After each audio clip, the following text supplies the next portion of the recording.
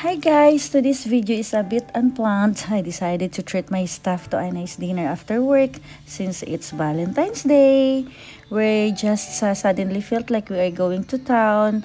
Alam you guys, ang paglalabas namin minsan from site, it's not so easy kasi wala talaga dito guys ng public transportation.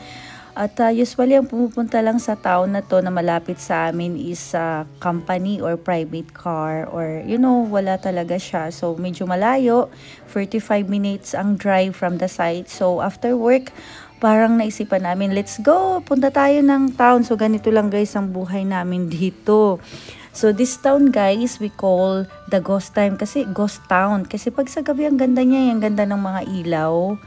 Napakaganda ng ilaw nito. So, yung meaning yung para kang kahit na siya probinsya pero pag nandoon ka sa tuktok, parang makikita mo yung mga ilaw, parang ganon. So I'll take you through some places including a few small grocery stores that have recently opened. May mga bago dito guys na, alam mo yung mga bagong open ng mga maliliit-liit lang na store.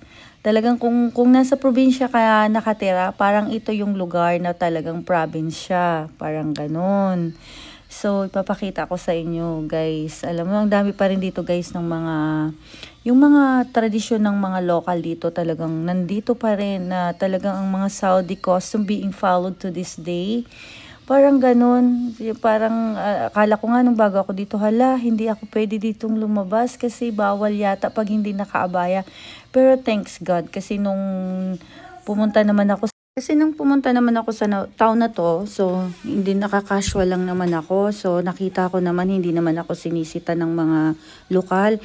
Pero andun pa rin talaga yung tradition nila na as in talagang probinsya talaga ng Saudi.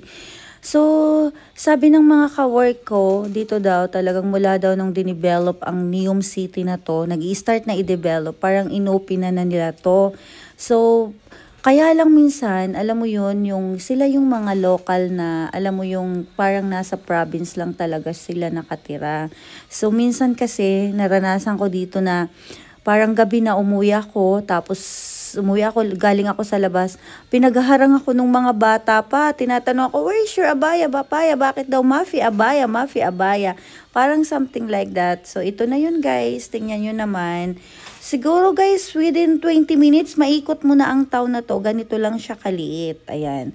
Tapos yun nga, walang transportation dito, meaning to say, walang public transportation, no taxi, no bus, no anything talaga. Yan.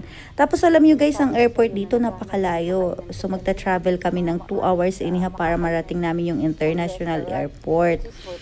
Pero sa ngayon, I'm okay, naka-adjust na ako. I love this place so much kasi parang na-adapt ko na rin yung environment dito na siyempre galing naman ako sa city, so na-experience ko na yung talagang being, gala or party or something like that pag after ng office, gagala with co-managers or colleagues. So ito yung galaan ko, malapit lang na town. So marami akong natutunan dito nung dito ako na-assign mag-work. Ang dami kong natutunan.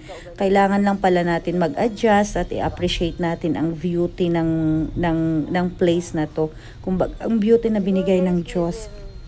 Yun na lang, yun. So, ito lang guys. So, tingnan nyo naman, diba? So, papunta na kami guys sa place kung saan kami magdi-dinner. Kasi, actually guys, wala dito ng Filipino restaurant. Wala, as in wala. Meron man dito Indian, Pakistan. So, madalas na lang namin kainin dito kabsa, tsaka yung faham na sinasabi nila. So, which is na masarap naman.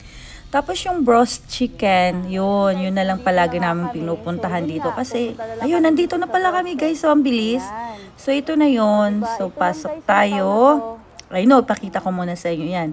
Yung sa my left side ko yan guys, mga bagong bukas yan na grocery dito. Ayan. So, ito yung place. So, pasok tayo dito. So, ito yung guys, ang madalas na lang namin puntahan dito. Ayun, dito na lang kami madalas kumain pagka gusto naming nag-crave kami ng pagkain. So, ito yung madalas kong orderin lang dito. Kasi minsan guys sa site, although na lahat naman ng pagkain nandoon, pero minsan nag-crave pa rin kami. Yan, dito lang guys kami dito kumakain. Arcela, okay ka lang?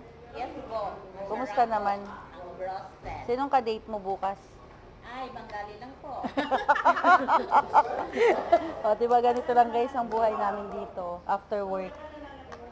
Ayan, diba? Ganito lang. Diba? Sabi niya, Bengali daw ang i-date niya. Grabe siya. O, diba?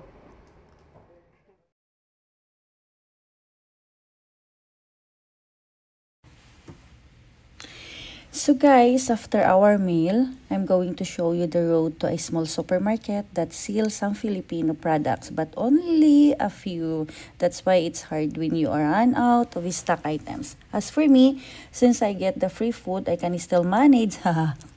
When it comes to beauty product, they are available in pharmacy. So this is the life here, guys. So ganito lang guys. So ipakita ko sa inyo, tingnan nyo naman yan guys. Ayan, so malapit na tayo.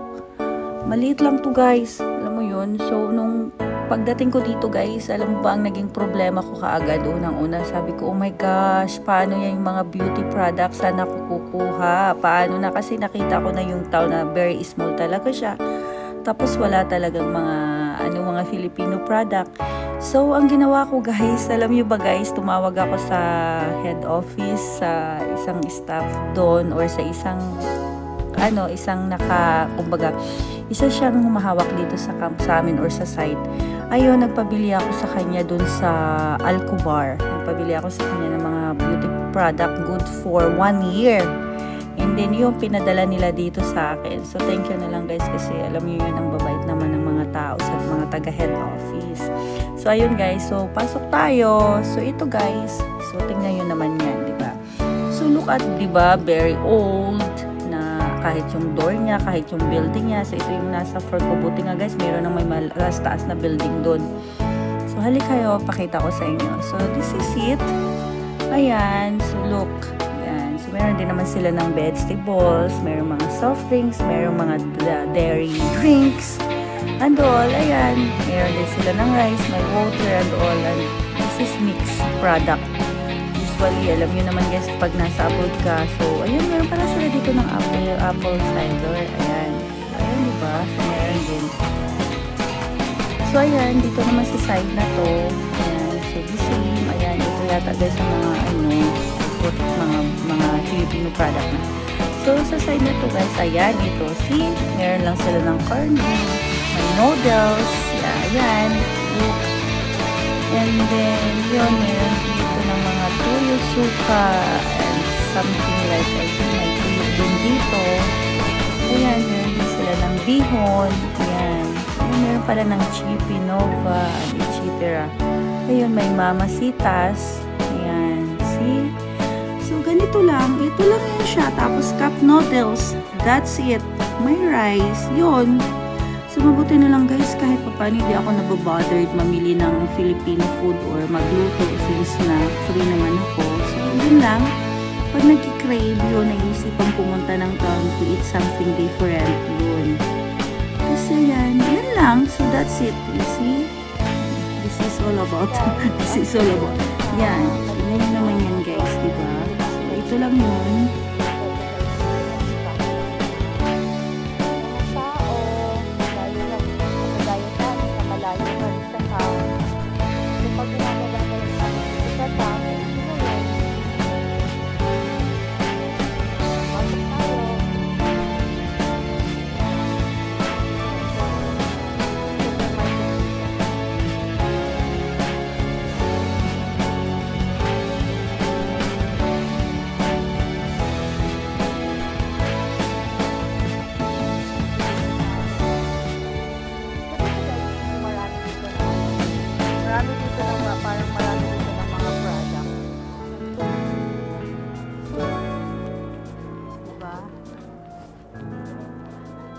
Marami dito mapagpipilian sa side na to. Ito, di ba? So, ito lang din. Yan. Yan lang din ang mapagpipilian dito. Ayun. Tapos dito naman, syempre, ito yung mga fruit section nila dito. So, medyo malaki to guys, kisa doon sa pinuntahan namin. Yun nga lang, meron nga lang doon ng Filipino product. Ayan. Unlike dito na wala, syempre, di ba? Oh. Ito lang guys, ito lang talaga yung ito lang yung malapit na town dito sa amin sa site. Yan, di ba? So just imagine. Yan. So sa ngayon guys, kasi nga 'di ba, dinidevelop ang place na 'to. So marami na rin guys talaga dito ng mga expat na dumarating, mostly mga European. So nandito na talaga sila. Oo, so just imagine after mga 10 years pa, 'di ba? Imagine mo na 'to kung gaano na kaganda ang place na 'to. Yan. So dito tayo. Yan, nakikita nyo naman yan. So ito 'yun, o 'di ba? O. Marami na rin guys dito yung mga family. Yun nga lang talagang sabi ko nga sa inyo, mahirap dito ang public transportation, as in walang public transportation dito. So usually pag pumupunta dito, company transportation.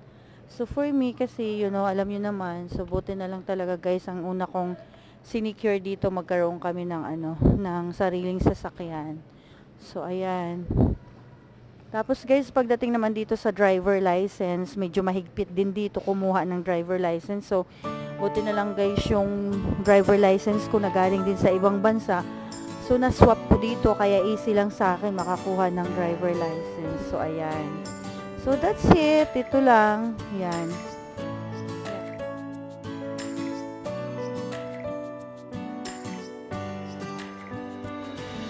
So, guys, so, after finishing up our grocery run, we decided to pass by one of my favorite spots here. This place has such an amazing view, especially during the daytime.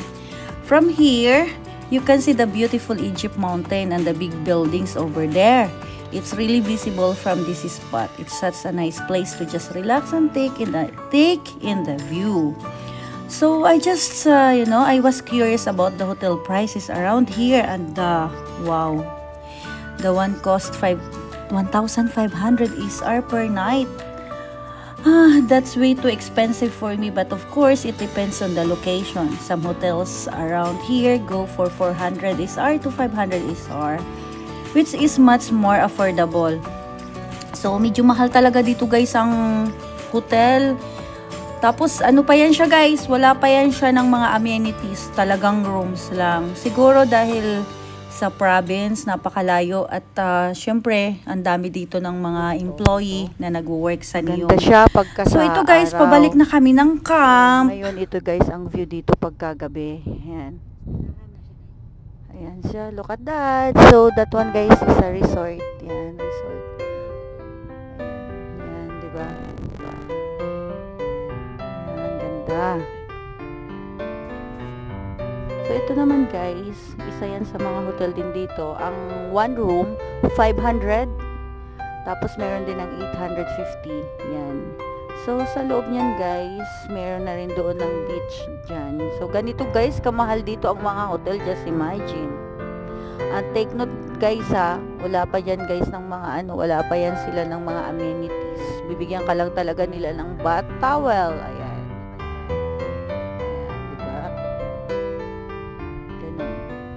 Ito yung guys, yung mga apartment for rent dito, yung sa right side ko. Iyan yung mga pinapaupahan nila pag weekend. So, pwede kang pumunta rito para magpa-reserve kung meron kayo ng mga occasion. So, ganun lang guys, kasimple ang buhay dito. Medyo madilim guys sa area na to.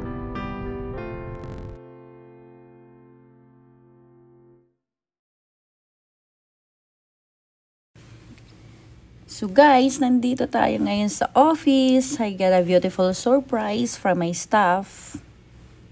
Such a sweet gesture. Look at this. Gorgeous flower. Ganda, diba? I really appreciate them. They made my day. Now, let's go to check out the dining area. It's look like they are busy decorating. Everyone is working hard to make it look amazing. Let's see what they are up to. Oh my God, ang ganda-ganda, diba? Super busy talaga sila sa mag-decorate ng Valentine's ngayon. O, diba? Ang cute. So, now guys, ito na yon. Nakaset up na sila ng buffet. Wow naman, ang sarap. Ayan. So, mag-lunch tayo dito today. Ayan. Ang ganda, diba? So, ito guys, puro naman red. Wow, ang ganda niya. Ito, gustong gusto ko yan guys. Happy Valentine's Day. Ayan. Tapos,